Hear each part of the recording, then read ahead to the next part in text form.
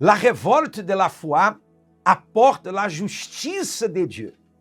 C'est exactement cela que nous allons parler aujourd'hui, avant de faire notre prière de tous les jours. Vous savez que lorsque nous parlons de la révolte de la foi, cela ne veut pas dire rébellion contre Dieu, contre les personnes, mais la révolte contre l'injustice.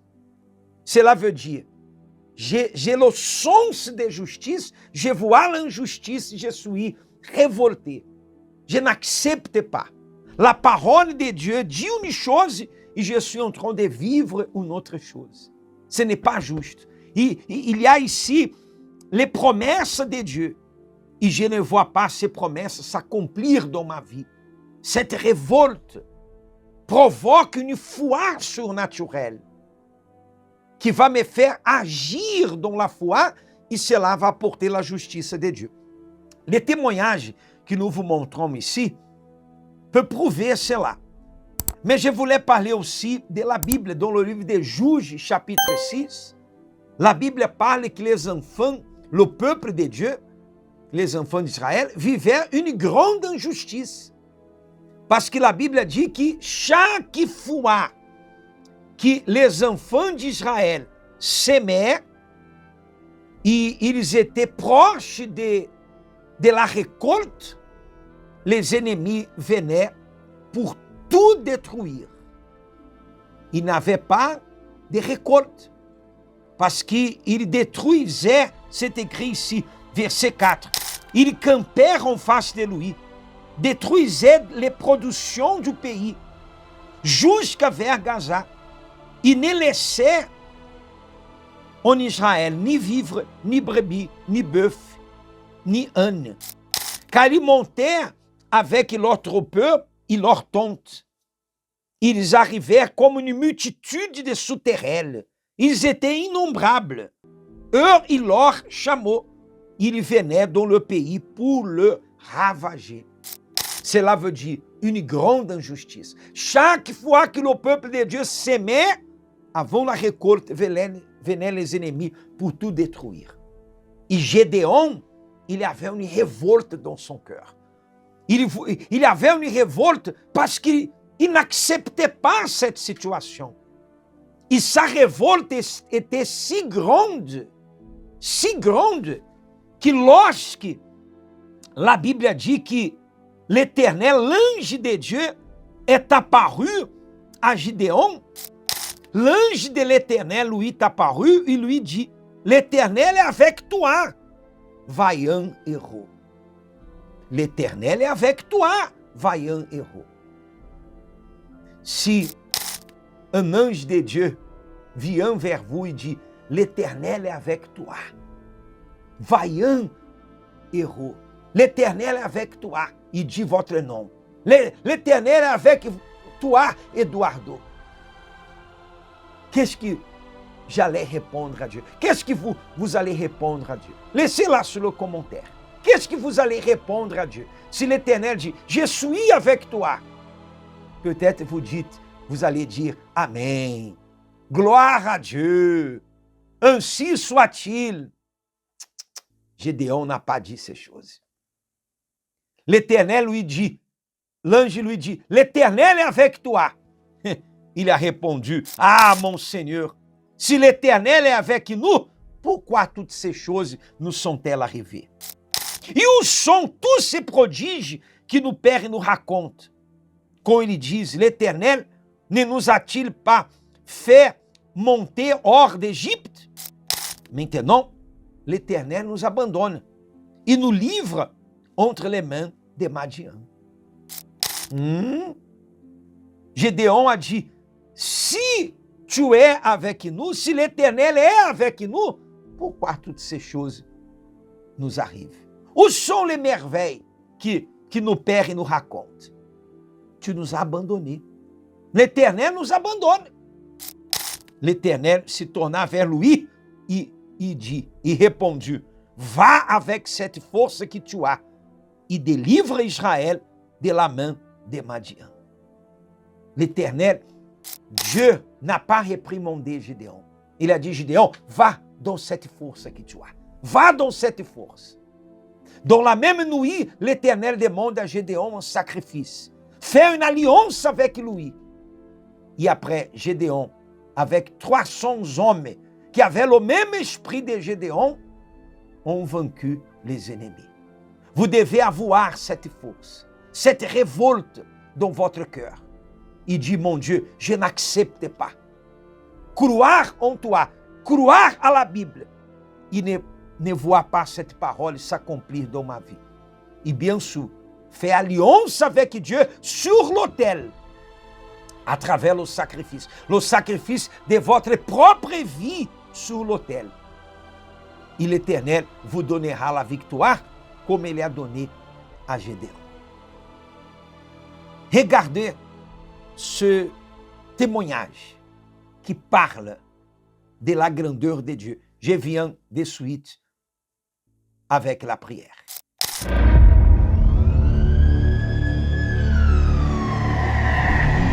De secouriste, d'un héros qui sauve des vies, je suis devenu un trafiquant de drogue.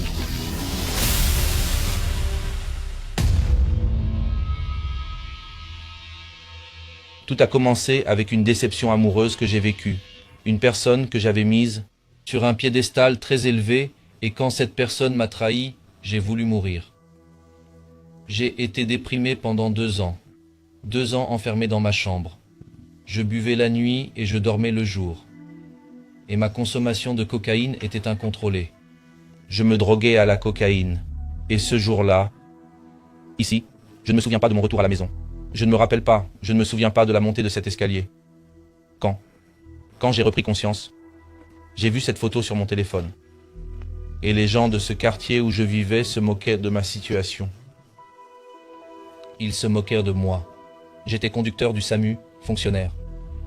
Et puis un jour, j'ai tout perdu. Et je buvais dans une station d'essence quand j'ai rencontré un gars qui avait été détenu en Espagne pendant un certain temps. Et il m'a proposé quelque chose. Il m'a demandé si j'avais le courage de faire du trafic de drogue vers d'autres pays. Et j'étais dans cette situation, sans rien, j'avais tout perdu. J'ai dit que j'allais tenter ma chance aussi. Alors, j'ai été formé sur la façon de transporter de la drogue. Et ensuite, je suis allé à la frontière avec la Colombie. J'ai passé la frontière et j'ai connu un Colombien. Et il m'a passé une valise. Une valise remplie de drogue. Et j'ai récupéré cette valise en Colombie. Et j'ai continué mon voyage, en passant par l'aéroport de Tabatinga, Manaus, Belém, avant de partir pour le Portugal. Et le premier voyage s'est bien passé. Je suis aussi allé en Suisse, puis en Espagne, et quand j'ai commencé à voyager, j'ai eu une vie de façade. J'étais sur cette photo ici.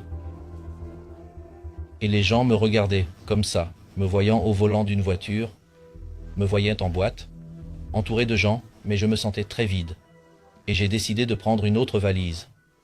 Et ces gens, quand je suis revenu à Manos, ne m'ont pas laissé voir ma famille. M'ont enfermé dans l'hôtel, sans contact avec personne. Et jusqu'alors, je ne savais pas où j'étais emmené. Et quand j'ai atteint l'aéroport de Guarulhos, un policier fédéral m'a arrêté.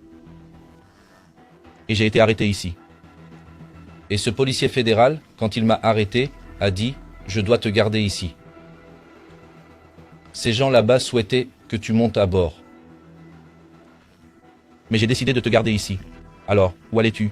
J'étais en route pour Budado, vers les Philippines. Je m'apprêtais à aller dans un pays de peine de mort, avec une escale dans un pays de prison perpétuelle.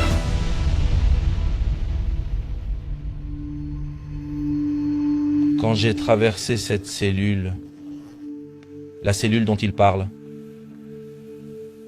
la réalité m'a frappé. J'étais loin de ma famille, emprisonné. Et là, dans la prison, j'étais constamment là, sans rien faire. Et quand j'ai commencé à observer les gens de l'UDP, les bénévoles de l'UDP entrant dans la prison, cela me mettait en colère, car j'avais beaucoup de ressentiment envers l'Église. J'étais très en colère contre l'œuvre. Ils étaient là à prier, tendant la main, et quand ils se retournaient, je pensais que ces gens venaient ici juste pour voler, qu'ils volaient les autres à l'extérieur, et qu'ils viendraient nous voler ici. Mais je n'avais rien à leur donner à voler là-dedans. Il n'y avait rien. Malgré ma colère envers l'Église et mon ressentiment envers le travail, j'ai reçu une Bible. Et je suis allé dans une autre prison. Et quand je suis arrivé pour un culte, j'ai rencontré le même pasteur qui fait le travail ici à la capitale, là-bas dans l'intérieur de Sao Paulo. Et quand la réunion a pris fin, il m'a reconnu, de l'ancienne prison. Et il est venu me parler, il m'a donné une parole. Il m'a dit ceci: si tu n'as pas la force de le vaincre, moi je l'ai.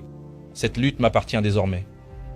Ça est arrivé d'une façon si unique, car je n'ai jamais entendu cela de quiconque dans le monde. Et il y a eu un propos de prière à l'intérieur de la prison, celui du tribunal de Dieu. Je suis allé à l'hôtel et j'ai pris mon enveloppe. J'ai foi que je vais le remettre en liberté là-bas. Je ne devais pas sortir sans permission. Pendant la semaine, une autre liste est descendue dans l'établissement où j'étais, et mon nom était inscrit. Et je suis sorti en congé et je suis allé à l'église. Je suis allé faire mon vœu. Le temps de la sortie est écoulé. Je suis retourné dans la prison. Et je m'affermissais de plus en plus. Jusqu'à ce qu'un dimanche, je me rappelle comme si c'était aujourd'hui, le 28 novembre. Une réunion du temple de Salomon a été montrée dans cette prison. Je dis souvent que je ne suis pas allé au temple. Le temple est venu à moi dans la prison. Cela, pour mon étonnement, la réunion était présentée avec l'évêque Macedo.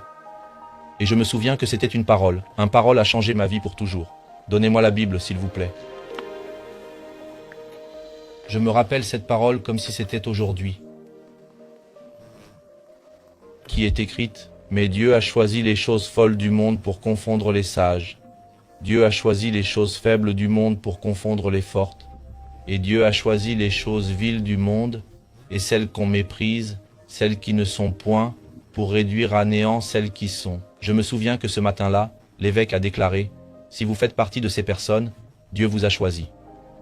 À ce moment-là, mon cœur s'est réjoui. Et il a dit: si vous êtes l'une de ces personnes, venez ici. Et j'ai accouru. J'ai dit: Seigneur, je te remets toute ma vie. Je n'en peux plus. Je me rappelle avoir montré du doigt le pasteur. Et j'ai dit: si tu me fais sortir, je vais porter cette chemise du pasteur. C'était le même pasteur que je traitais de voleur. Ce jour-là, j'étais en paix. Et il se trouve qu'à cette époque, ma mère était déjà à l'église priant pour moi. Et c'était le temps de la campagne du sacrifice. Et ma mère est retournée à l'église. Elle m'a ensuite dit qu'elle avait pris mon dossier juridique et l'avait mis dans une enveloppe. Et elle a demandé à Dieu de me transformer dans cette prison, pour que je sorte de là changé. Et dans la prison, j'étais aussi dans la foi. Et j'ai fait un vœu à Dieu. J'ai fait mon sacrifice là-bas. Et que voulais-tu? J'ai voulu un changement de vie. Je ne voulais plus être celui-là, je ne voulais plus être ce Diego. Et puis, quand je m'y attendais le moins, je rentrais du travail. Mon nom était là, sur le document. Et quand je suis parti, en vérité, je ne suis pas allé ailleurs. Je suis allé à l'église. Je suis allé vers l'autel. Et là, j'ai terminé mon vœu. Le vœu que j'avais commencé dans la prison. De livrer ma vie, de vouloir une nouvelle vie.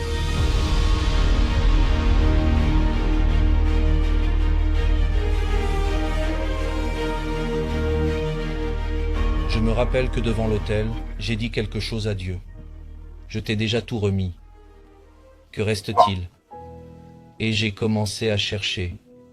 Ce jour-là, le Saint-Esprit m'a pris dans ses bras. Ce jour-là, le Saint-Esprit m'a embrassé. Et donc, ce fut une joie si grande, c'était une paix profonde. C'était un mélange de rire et de pleurs, l'envie de parler de Jésus à tout le. Et ce jour-là, j'ai eu la certitude. Et pour prouver, si j'avais vraiment reçu le Saint-Esprit, le baptême de feu est venu. C'était la nuit, je travaillais. Et j'ai eu une approche de la police.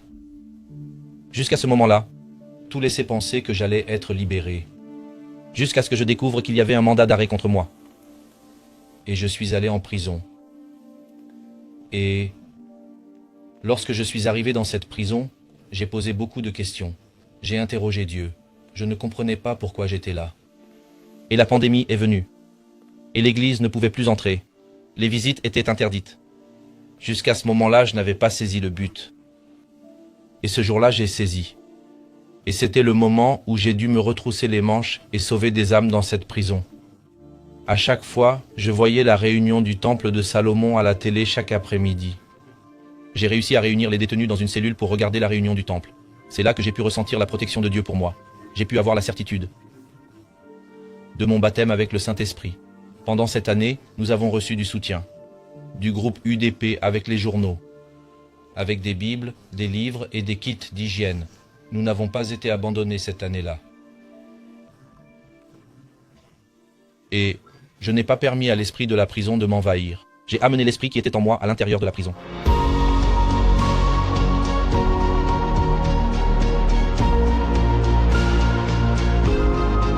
Aujourd'hui, je suis peintre et je travaille à mon compte. Mon nom est Blanchi. J'ai l'amour de ma famille. Chaque fois que je le peux, je vais à Manaus rendre visite à ma famille. J'ai leur amour. Aujourd'hui, je peux ne pas être riche, mais j'ai la paix et le Saint-Esprit qui vit en moi. Moi, je n'ai pas renoncé. J'ai prié intensément avec ma foi, grâce à ma foi. Il est là où il est maintenant. Ne renoncez pas. Restez ferme. Parce que Dieu est avec lui. Et j'aime énormément mon fils. C'est très fort. Et aujourd'hui, grâce à Dieu, grâce au vœu qu'elle a fait, la campagne du sacrifice qu'elle a fait, le vœu qu'elle a fait ou la campagne du sacrifice, elle m'a mis sur l'autel. Et maintenant, elle peut me voir, en servant Dieu sur l'autel. Et cela me fortifie de plus en plus. Et c'est pourquoi à la campagne du sacrifice, je vais avec plus de force. Rien ne peut payer ce que l'autel réalise dans nos vies. L'autel ne reste en dette avec personne. Je suis un témoignage de cela, tout comme ma famille.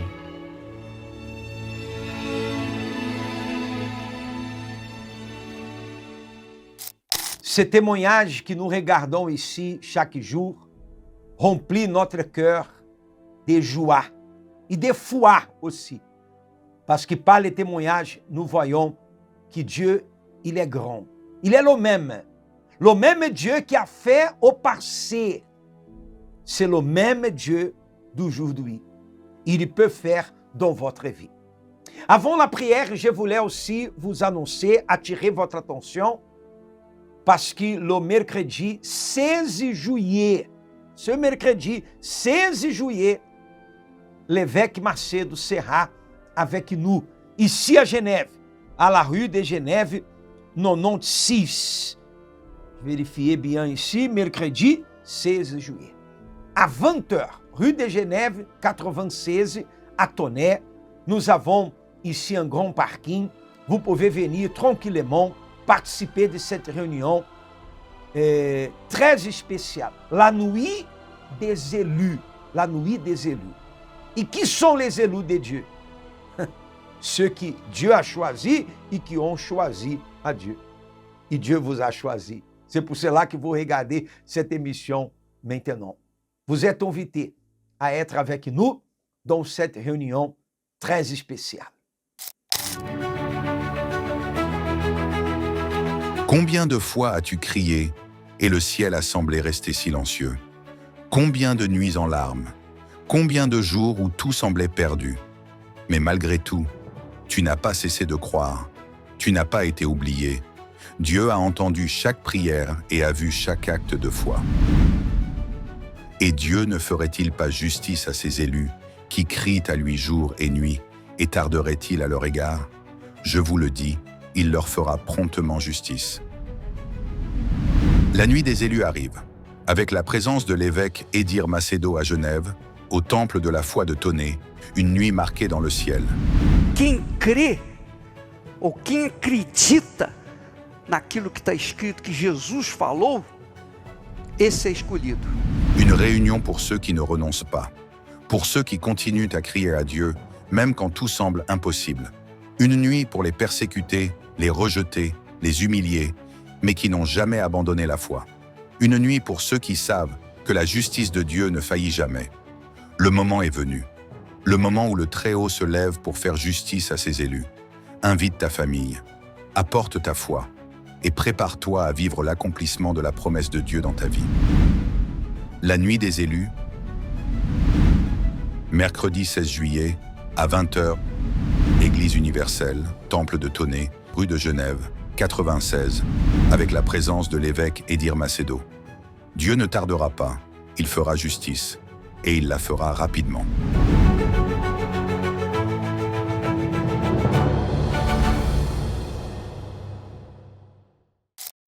Mon Dieu et mon Père, au nom du Seigneur Jésus-Christ, nous voici, mon Père, devant ta présence. Et je tiens dans mes mains ta parole qui est remplie de tes promesses. Et ce que nous désirons, mon Dieu, c'est voir toutes tes promesses s'accomplir dans la vie de ceux qui croient en toi. Alors, mon Dieu et mon Père, l'Éternel des armées, manifeste ton pouvoir, fais justice et bénis de manière puissante la vie de ton peuple. Au nom du Père, du Fils et du Saint-Esprit, au nom du Seigneur Jésus, nous te demandons où arrive notre voix, où arrive notre image. Fais arriver ta bénédiction au nom du Seigneur Jésus-Christ. Amen et Amen.